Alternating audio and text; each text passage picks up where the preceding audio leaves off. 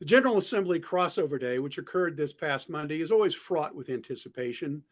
Of the many hundreds of bills introduced in the House of Delegates and the Senate, which ones have a chance of actually passing and becoming into law?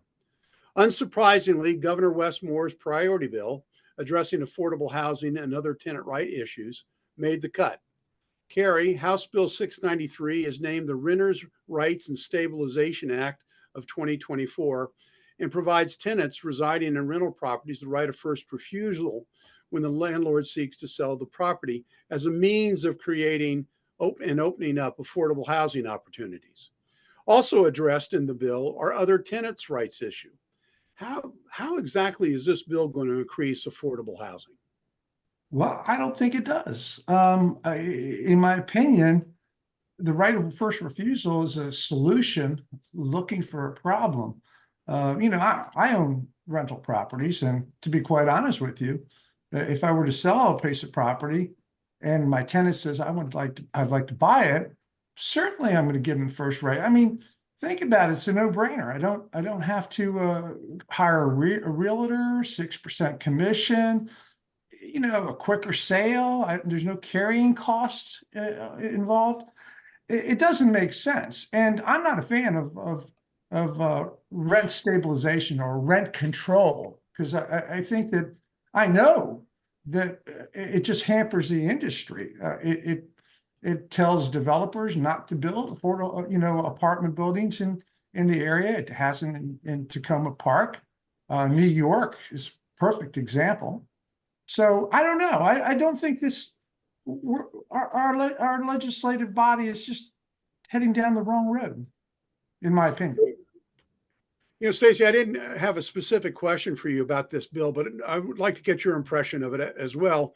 As a realtor, you're intimately familiar with the housing market, and what does this do to the housing stock? Well, we have empirical data that it's a failure down in Washington, D.C. with the TOPA laws. And you know what a labyrinth that is or was. They've been trying to undo portions of that, but it made it a miserable experience for sellers trying to get tenants out of there who knew how to game the system, because they gave them X amount of time to get back to them with a decision. And then the tenant could say, well, I want to buy it. And then they had to go through the process of trying to qualify for it. Even though they couldn't qualify for it, they could hold that property up for years. So it doesn't do the market any good in terms of availability of stock, of inventory. And it generated lawsuits. It was a mess. And Maryland, the last thing Maryland needs to do, especially with all their climate change initiatives and developers skipping the area, is to add another layer of trouble for homeowners and developers that are renting out to the public. Well, we got to move on to our next topic, but the bill also has some technical issues that never got worked out in testimony. I know my group, the Maryland Land Title Association, submitted testimony because there were some technical issues that were a problem. But I'm sure it's going to be passed because it's the governor's bill. I want to pivot right now, Stacey, to the juvenile crime bills that are being introduced by both the House and the Senate because of the reaction to the increase in juvenile crime throughout the state. You see, in 2022, the legislature passed juvenile crime bills. And then in 2023, it did not stop a 14-year-old in Baltimore from participating in a mass shooting that killed 2 people and injured 28. And then this past November, we had a 12 and a 14-year-old arrested for assaulting, robbing, and trying to steal a woman's car. The latter 2 were simply returned home after they were arrested. So from a political perspective, if you're a lawmaker, you're all rah-rah for public safety. Otherwise, good luck getting elected again. The problem is these latest bills are just window dressing to the juvenile crime bills. They extend probationary periods while providing the children, and keep that in mind, these are kids, with more rehabilitative resources. One sad thing is that it includes a list of crimes that even 10-year-olds, 10-year-olds, think about that, can be charged with. You're talking about a 4th or 5th grade child. You want to know what would impress me is if they had a lousy parenting bill. I mean, where in the hell are the parents and the guardians of these children? And keep in mind, which has happened in Michigan recently with that precedent-setting case resulting in convictions of involuntary manslaughter for the Crumbleys, Jennifer and Jason Crumbley, whose son Ethan killed 4 of his high school classmates in a mass shooting. I believe those convictions should send a chilling message to all parents about their level of responsibility for their children. It's high time in Maryland for legislators to realize that the fate of the world rests on good parenting, which could ultimately mean punishing parents for the egregious failures of their children. Well, it's certainly an interesting reaction to juvenile crime, and certainly an issue that the public is very concerned about.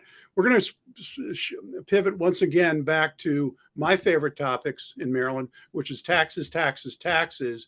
And Cary, both the House and the Senate passed bills to increase some tolls and impose a fee on electric vehicle tolls. And the tolls haven't been, increased since Governor Hogan rolled back the tolls back in 2016, which was a very popular move. Is this just a demonstration of how desperate the state is for housing? I mean, for traffic and road improvement revenue? It's just the beginning. We're entering into this new era of electrical vehicles. And we're talking about infrastructure. We got to pay for the infrastructure. And the more electric vehicles on the road, the less money goes to pay for the roads. The reality is there are other issues involved that will increase the cost of electric vehicles, like electrical generation in years to come. And we're going to have to find ways to pay for that. So we're talking about tolls. We need to get money for electrical generation.